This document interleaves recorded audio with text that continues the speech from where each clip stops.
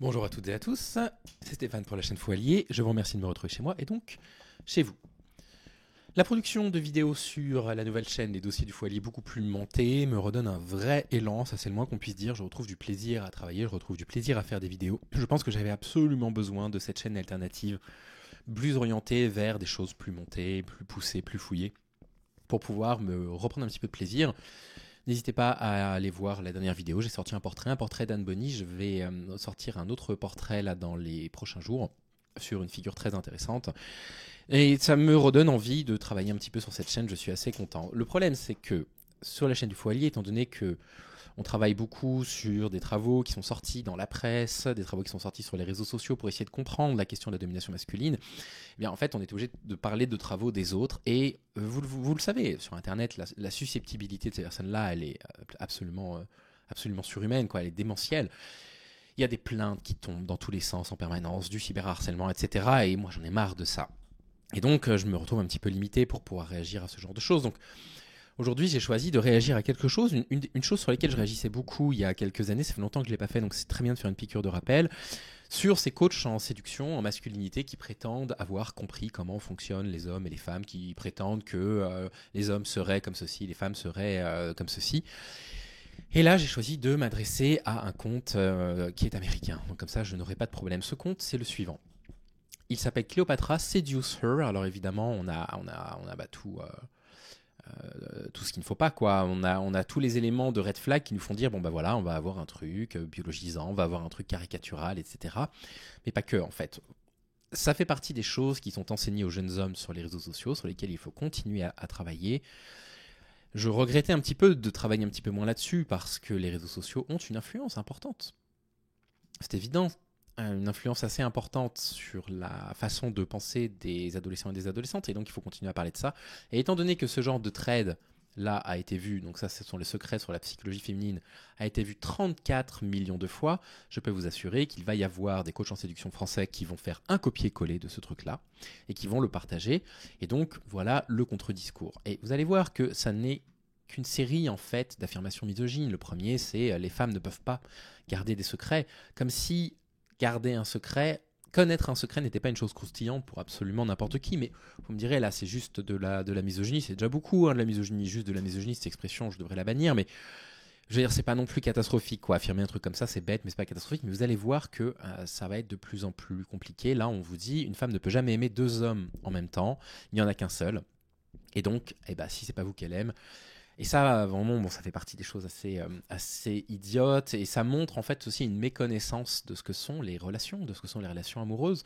On peut être dans une relation amoureuse avec une personne avec qui on n'a plus trop le sentiment amoureux, mais avec qui on reste parce que cette personne nous rend heureux, heureuse au quotidien. Le sentiment amoureux est quelque chose qui parfois se développe immédiatement, qui parfois met du temps à se développer, mais c'est quelque chose qui peut finir par s'évaporer, par devenir un petit peu plus fragile.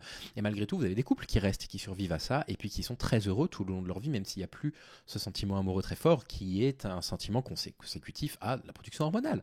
Il y a des personnes qui sont au courant de ça et qui se disent non mais en fait je suis très heureux ou très heureuse avec mon conjoint ou ma conjointe, on forme une structure familiale très saine. Voilà, le sentiment amoureux est quelque chose qui peut être décorrélé de la relation amoureuse pour X ou Y raison. Il y a plein de couples qui fonctionnent comme ça. Donc il y a une forme de naïveté là-dedans. Vous allez voir, on va aller dans des choses de plus en plus graves, quoi. Les femmes ont beaucoup plus de désirs sexuels que les hommes. Les femmes ont deux fois plus envie, machin. Bon, ça, évidemment, c'est parfaitement faux. Ça sous-entend quoi? Ça sous-entend que si jamais votre compagne n'a plus envie d'avoir de rapport sexuel avec vous, en réalité, c'est qu'elle en désire avec d'autres personnes. C'est très pernicieux d'affirmer ce genre de choses. Pareil, le désir dans le couple est quelque chose d'extrêmement fluctuant, hein. Le désir peut tout à fait s'estomper avec le temps ou s'espacer un petit peu, tout simplement. On peut avoir besoin de rapports sexuels de moins en moins régulièrement. Il peut y avoir des périodes entières où il n'y a pas de rapport sexuel dans un couple qui dure depuis un moment, ou même un jeune couple, et puis des moments où les rapports sexuels sont plus réguliers, etc. Il peut y avoir des moments où le désir est fort, des moments où le désir n'est pas fort. Tout ceci est parfaitement sain. Il n'y a pas absolument pas de règles, il n'y a absolument pas de nombre de rapports sexuels à avoir. Et donc, définir comme ça que les femmes auraient plus de désir sexuel et que donc, si elles n'ont plus envie de vous, c'est qu'elles sont en train d'en désirer un autre, c'est créer une sorte d'insécurité profonde chez les hommes. Mais c'est le but de toute façon de cette traite. Ce but, c'est de créer de l'insécurité chez les hommes qui vont se dire ah bah mince, mais moi j'ai envie d'être désiré pour pouvoir ensuite leur vendre des trucs parce qu'évidemment, ces comptes ont toujours des choses à vendre. Les femmes ne supportent pas d'être rejetées, d'être insultées ou d'être embarrassées. Ça, c'est très bête parce que j'aimerais bien savoir quel homme aime être rejeté, insulté ou embarrassé. Quoi qu'il arrive, les femmes trouveront toujours quelqu'un pour les sauver. Voilà, le fameux nice guy, donc elles encouragent les hommes à ne pas être ce nice guy, c'est très dangereux comme discours, ne soyez pas gentil. Il y a une confusion très importante qui est faite entre être gentil et une sorte, vous savez, de naïveté un petit peu désarmante où la gentillesse de certaines personnes, c'est pas réellement de la gentillesse, c'est un truc vraiment surfait et on le voit, c'est presque un petit peu gênant, des personnes qui se forcent. On sent que c'est pas spontané, que c'est pas naturel. Mais une personne qui est profondément gentille est une personne qui est profondément désirable et désirée. Les personnes gentilles ne sont pas les personnes célibataires. Les femmes n'oublieront jamais la personne qui leur ont fait perdre leur virginité. Donc là, on est sur le mythe de la virginité sur lequel on travaillera sur la chaîne des dossiers du faux allié, parce qu'il y a énormément à dire. Ça va être un très gros sujet que je vais essayer d'amener. Ça va être un épisode d'1 heure, voire 1 heure et demie, je le sais déjà. Et donc, il est mieux pour les femmes d'être vierges avant le mariage, c'est ce qu'elle dit. Donc là, évidemment, il y a une objectivation de la femme, il y a une sorte de, comment on pourrait appeler ça, de fétichisation de la virginité des femmes. Et c'est très paradoxal parce que d'un côté, ce sont des formations qui veulent entraîner les hommes à multiplier les conquêtes, mais de l'autre côté, il faudrait que les femmes, elles, n'en aient pas, ce qui est évidemment impossible. Mathématiquement, si beaucoup de personnes ont des rapports sexuels, de moins en moins de personnes sont vierges, tout simplement. Donc voilà, il y a un truc avec la virginité comme ça qui laisse à penser qu'une femme qui aurait eu plusieurs rapports sexuels dans sa vie avant de vous rencontrer serait sale. Voilà, vous devriez être le seul. Et là, on est vraiment dans des préceptes qui sont des préceptes, il faut le dire, bibliques. C'est des trucs catholiques, intégristes. Alors évidemment, quand vous leur dites ça... Ils vont vous dire mais non mais pas du tout, moi je suis pas religieux, mais ce sont des discours profondément religieux. Vous devez vous marier avec une vierge. Vous vous rendez compte, il y a un shaming du fait que des femmes aient eu des rapports sexuels. 30 millions de vues, plus de 30 millions de vues. Être timide ou pleurer, ce n'est pas une bonne façon d'estimer qu'une femme est fiable ou non, parce que les femmes peuvent simuler ça comme des pros. Donc là on est dans de la misogynie crasse, on est dans la vision dégradée des femmes, et vous avez des gens qui vont payer des coachs en séduction comme ça. Si jamais vous trompez votre femme, elle ne va pas vous détester, elle va détester la femme avec qui vous avez trompé votre compagne. Et de là, on se retrouve avec les discours classiques d'Alex Hitchens et compagnie qui disent bah ouais, ou alors vous savez de Léo des Philogènes, bien sûr, il faut tromper vos compagnes. Allez-y, elle va vous détester, vous allez la mettre en insécurité affective, donc elle va être encore plus attachée à vous. Donc là, on rentre dans la stratégie de l'agresseur pure et dure. Pure et dure. En encourageant les hommes à les tromper pour les blesser, pour réduire leur ego à néant et qu'ensuite, vous apparaissiez comme le sauveur. Vous avez réduit leur ego à néant et vous êtes là en disant mais moi je veux quand même bien que toi, alors que tu n'es plus vierge, je te le signale. Bref, bon c'est lamentable.